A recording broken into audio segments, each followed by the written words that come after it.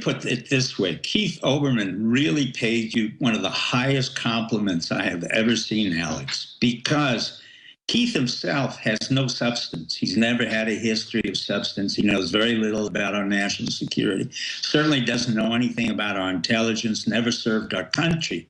But if you look at his modality, his modus operandi, he is trying to ape you, but he can't do it very well. In other words, it was one of the issues you and I talked about many years ago, that the left will come in and try to ape what happened with myself, with the intelligence community, and with you, and the alternative right. So what you're seeing now is literally a very fuzzy mirror image of what we had done, but it doesn't work anymore. Now, Keith, I don't know him. I'm sure he's a nice guy. He went to the same school I went to, Cornell. He's pompous. He's bombastic.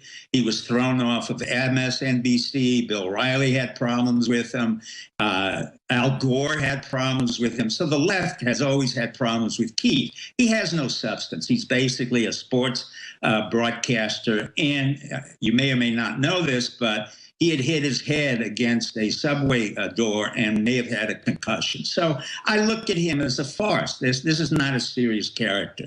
GQ knows that. Pretty much our intelligence system knows that. Remember, in order to have credibility in what you and I do, you have to have had served our country one way or the other.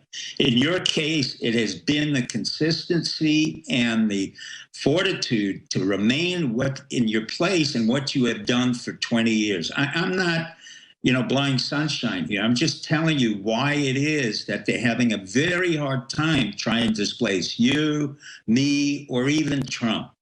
The issue of Comey is correct. I mean, Trump is correctly said he's a showboater. He's a narcissist. I mean, when he stood up there and said, I can't convict Hillary, but here are the 30,000 reasons why she should be guilty, that was absurd. The reality is that the president can and should fire anybody.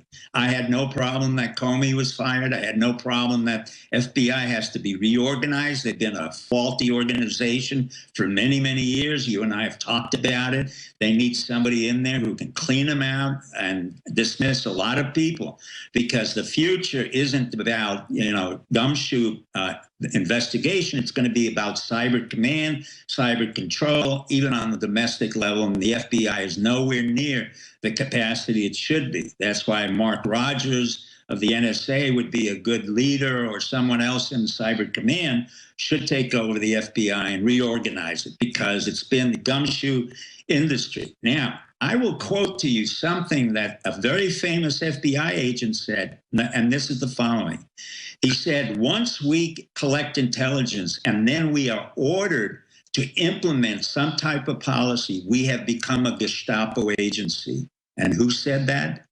J. Edgar Hoover. And Comey didn't listen. Mueller didn't listen. A whole bunch of the FBI directors, Freed, didn't listen. It was J. Edgar Hoover who warned that the minute we collect intelligence and we are asked to implement or manipulate it, we become a Gestapo agency. That's J. Edgar Hoover. So the issue of Trump, I would agree with Roger Stone. There's leakage, and we've said it from day one. It's coming out of the White House. You have Goldman Sachs boys, you have Jared Kushner, and you have McMaster. The issue that came out for you and me was what I said a while ago, is that the triumphant, or the triad, you, Bill Riley, Steve Bannon, were kind of taken offline, but only temporarily. And what's happened is they could not assess your endurance, or the fact that Steve Bannon would remain there, or the fact that Fox and others like myself would remain in the alternative right, to keep on saying, there's the truth. Here's a man who's implementing exactly what he's doing. And by the way, he correctly says, you know what? We don't need a press conference. I've said that from day one. You've been saying that for years. Just get rid of it, give him a statement, because they only distort what he says. There is no entitlement for journalists to be in the White House, to be anywhere. It was it was an intercession when we didn't have the internet. We don't need journalists to tell me what to do. You don't need a journalist to tell you what happened. You just need 1600 Daily, which is the White House statement of the day. And if you read it, he's protecting Christians. This is what they're doing in one state. This is what they're doing overseas. And they give you a very clear agenda. When you put a group of people whose basic history has been to be sycophants, remember, the basis of journalism is to pander. Once you have pandering within an individual or a group, it doesn't matter whether you're the New York Times or the Washington Post. They're compromised. They're compromised. So from day one, my background used to be in disinformation. A journalist would call me up. I never forgot it. At one of the regime changes I had, I told him exactly what he wanted to hear. And then 10 years later, I contradicted him because that was the ability for me to manipulate the press. The press is just an entity very easily manipulated. They don't have jobs. They can't convert. And they're becoming more and more obsolete because in an internet world, people independently can fact check them. There's all these other forms of information that give people a much clearer view. So it shows how antiquated and ridiculous they are. But expanding on this, Comey saying, and then leaking it, that he thought Trump was crazy to say Obama was spying on him. It's now come out that Obama did order thousands of people during the campaign spied on. The New York Times previously bragged that they were spying on Trump. So they're acting like there's no memory there, and they're following this Gruber precept that they're operating in a vacuum and nobody knows what they're doing. Sure, a large part of the public has no memory, but the actual people involved working in the country know they're a discredited pack of liars. So they get more and more crazy, more and more aggressive, more and more out of control in their attempt to defeat the resurgence of a new American system, and they seem to be in total panic mode. I'd just like you to respond to the attempt by Comey to say the president was crazy, to say he was being spied on as president-elect. I mean, that's an absolute fact.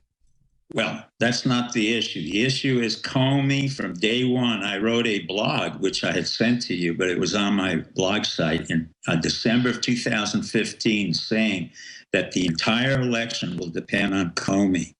And we were right. But what I didn't add, and I added it afterwards, was Hillary's downfall was not just her own incompetence and the incompetence of the left. It was one individual who I have tracked for 20 to 30 years, and I knew he would never fail to undermine Hillary. And that individual is named Bill Clinton. Oh, yeah. The day he walked over to Loretta Lynch, I said, right on, brother. You just screwed your wife for the 30th time in your entire career. The minute he walked into Loretta Lynch, I knew Comey would have to address this issue because that was his boss. And you and I talked about it. I said, she will go down. Comey will go down. The Clintons will go down. That was the key moment I was waiting for. Sure, so let's expand on this. Why do you think, that, as you said this basically, that Trump's right to do this? The Democrats all want him fired. He shows he does weird things. I mean, he admitted Hillary was a criminal, but then said, but I can't do anything. That's even worse, to admit she's a criminal, but then say, I can't get prosecutors to do it. But basically saying the whole system's corrupt and they're not showing any courage. I think Comey overall was just a very, very weak person. Comey was a panderer. I mean, he came out of a major law firm in Washington, D.C., where he worked with a lot of the other lawyers who had worked for Hillary Clinton. I've talked about it. This is part of the Washington set. So what Comey's going to do right after this, and showboating, he's going to go to one of the publishers, or he's going to go to Bennett, who's a very good agent. Bennett, he's a lawyer in Washington, D.C. He has the Clintons, he has Cheney, he will get a huge book contract for millions of dollars, and that's the end of Comey. The reality is the FBI has been an organization that's been out of control for a long time. Remember what happened in the Boston bombing, what happened with the Muslim psychiatrist who basically threatened to kill people in Fort Hood. The FBI had information on it. They never acted on it. What they need is a cleansing, like the CIA. And why didn't they act for 2 years when that guy was emailing people and telling folks he was going to kill a bunch of people? They didn't do anything. Why? Because they're incompetent. The ability to do something like you and I is a very simple issue. You, like many people on the alternative right, you and I, it's not that we're smarter, it's that we are willing to take calculated risks when nobody is in the arena. And when I mean calculated risk, look, in principle, you should have been thrown out of this business because of the entire problem that you had with your divorce and all that. But you didn't. You came back even stronger. And that's what we were counting on. And the same thing with you, same thing with yeah, they're going to run a PSYOP. The worse things get, the stronger I get. And the more my listener supports, well, let's flush that out on the other side. There's, in the end, the message will still get out. This arrogance by the bureaucracy that Dr. Pieczenik talks about, who was in Washington for a long time, there's an entitlement that you see in any group out there. And I don't claim to have all the answers. I fundamentally believe in free market capitalism. I know it produces incredible wealth, incredible freedom compared to collectivism, whether it be fascist or socialist or communist. So I really believe in what I believe in. And all these special interests, they just can't believe that I actually stand for what I believe in. They want to make their money through crony groups, through inside groups, through government contracts, or through government payroll. And they offered me $3 million to sell out, $10 million to sell out. That was a long time ago. Now we bring in way more money than that to build this organization. Money's not a bad thing. It's just that I want to defeat them. I really believe in Team America. And then they are always calling us traitors. We're being funded by foreign groups. I'm funded by you, the listeners, buying products. That's how I have 70 employees and new reporters. And we're doing... They want to call me names and say lies about me and say I'm racist or make up a bunch of crap. I don't care. Now, going back to Dr. Pieczenik, I'm not trying to lionize myself, but he's bringing it up as a model. They've hit us with everything they've got so far. And it's only made the listeners support us more and buy more of our products and spread the word more because they see the censorship, they see the admissions.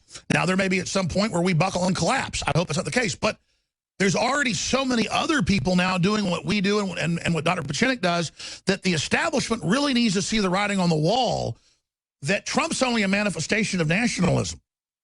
And I don't really see where they're going to put the genie back in the bottle. And I'm not trying to give people a pep talk here. I really, truly have studied history, and I've studied the current trends, and I believe if our listeners just continue to take action and continue to spread the word and continue to work hard and promote basic common sense worldwide, we are going to enter a golden era of human productivity in the future. If we don't, though, we're going to enter a new dark age. Dr. Pieczenik, what do you think? And other comments about Trump so far? Because I know he did pretty good for a while, kind of went sideways. You got concerned. Sounds like you think he's getting back on track. That's what I've heard from the White House is that he's going to really get back on track now. Well, I think what he's doing now and is about to do is absolutely correct. Number one, you fire ad hoc and immediately. Comey should have been fired from day one. Number two, Trump doesn't have to justify anything. And secondly, I would get rid of the press corps on every plane ride. I would get rid of the press corps in the White House. They're absolutely of no value to the Republic. Thirdly, he has people who are loyal to him, but are loyal to the Republic. We're talking about the generals. We're talking about the intelligence industry. Now, he has to start putting into place the infrastructure issue. One of the things that I'm most concerned about, even though our economy went up, is that we don't stagnate on growth. We have to have a greater growth than 2% GDP. And one of the reasons for that is that it will justify the Trump approach to the Republic. And once we can grow even more so than Europe, which is going to fail now because of Macron, who's a young kid. They want this young kid who's been in politics and basically is a Euro specialist. They're not going to go anywhere. So America becomes even more powerful. We don't have to get into conflict with North Korea. Well, stay there and break that down. But since you mentioned that, and I totally agree, Trump's trying to boost the economy while all these other influences show it going down. So we're really in a flux right now where everybody should be rooting for the economy, but they're not. Do you agree with that statement? Yeah, basically, I think Trump has to keep his eye on the ball. The ball is the infrastructure. That's why he's brought in Mnuchin. That's why he's been brought in Ross. That's why he's been in. That's what he keeps telling reporters. He keeps saying, listen, it's the economy. Stay there. I want to come back there and ask you what, but also about Macron, because it's pretty much admitted in the news that he's been compromised since a very young age. And there's reports about sex operative stuff, that we may have a true Manchurian candidate as the new French president. We'll be right back, with his so phony. He's so full of garbage. And then I look at the horrible establishment trying to stall our economy. And if we don't get it going, we're in so much trouble. All the economists admit. And then they're rooting against their own economy. And they're just so bad. It's like, how did we get such a group of bad people in both parties in control of this country? We got a psychiatrist here that's worked in the government for decades and knows this. I mean, I know you got a lot to cover on the economy and other stuff in closing, Dr. Pieczenik, Pieczenik.com, but just humor me for a minute. Because I'm not billing that we're the good guys either. I'm not perfect, but I'm not out to get the country. What is wrong with these people? What's wrong is the fact that they're irrelevant. And I've said it for a long time. They are beginning to understand that they're totally irrelevant. The New York Times, which is owned by a drug lord, as you and I know, the Washington Post by Bezos, basically, you don't need any of those people anymore. You anticipated, along with others, that we would be on the internet. What happened is you had what we call first advantage. And the minute you got out there, the people who had no idea what was going on, they began to realize 10, 15 years later, oh my God, this guy, Alex Jones, has really understood the new communication pattern, which is about binary numbers, 1 and 0. But with all the think tanks that are in Washington, the Brookings, the Heritage, or the this foundation or that foundation, they're all worthless. They're basically nursing homes for people who have no jobs. So you have Washington, one huge nursing home for millions of people who are not effective. We have top secret clearance for 1.5 million people on counterterrorism. I don't know what they do. They don't do anything. I don't even get paid for what I do, and I'm more than happy to help our intelligence community. Yet our intelligence community is so bloated that you need somebody to clean it out. Now, of course, Maxine Walters is there. You made me laugh, but it's not, that's Nico. It's not only her that's in there, there's a bunch of Republicans too. Basically, when you go to Congress, I've treated congressmen and senators, they don't really do anything. When you ask them, what have you done in a day? They don't know. It's all process. Well, we don't need process anymore in the 21st century. So we get rid of the people who need the process to live. Trump does not need process. You do not need process. I do not need process. The reason why Trump doesn't need process is because he fires and hires in seconds, but he builds an asset, whether it's a hotel, whether it's a building, whether it's a golf club, or whether it's the economy in the Americas, he's building an asset. So that's what they're not used to. You have Nancy Pelosi, who should be in a nursing home. Nico, stop that. I know what he's doing. I can't help it because these are the antiquated people. You're talking about 79-year-old antiquated. She keeps thinking that George Bush is still in office, and then Maxine Waters thinks Putin invaded Korea. I mean, they're nuts. That's the absurdity. Now, from my point of view and from your point of view, you keep on doing what you're doing. They're self-destructing. What you're watching is the harakiri of literally the Democratic Party, of Congress, and of the Senate. We don't need them. Trump realizes with executive orders, we can move this whole country forward. And at the same time, Trump had delegitimized Obama, who came out of nowhere, has no history, accomplished absolutely nothing. So you think they're going to be unsuccessful bringing Trump down? I'm sorry? So you think right now they're going to be unsuccessful bringing Trump down? Totally unsuccessful. There's not going to be a turnaround on Trump. He can do what he wants. Basically, I would advise him to get rid of the Jared Kushners and the Goldman Sachs boys, but get rid of the press. He doesn't need all that nonsense. All he has to do is constantly sit down, evaluate the problem, implement a solution, and he will do exceedingly well. The issue he's getting caught into is the process, not the noise that's created by all the liberals and the so-called Republicans. We don't need McCain. We don't need a Lindsey Graham. We don't need any of them, but they want to be relevant. The only relevancy they have is that we have to pay their That's right. They want to get in the way of the recovery. All right. Thank you, Dr. Pieczenik. Phone calls and clips coming up. Stay with us.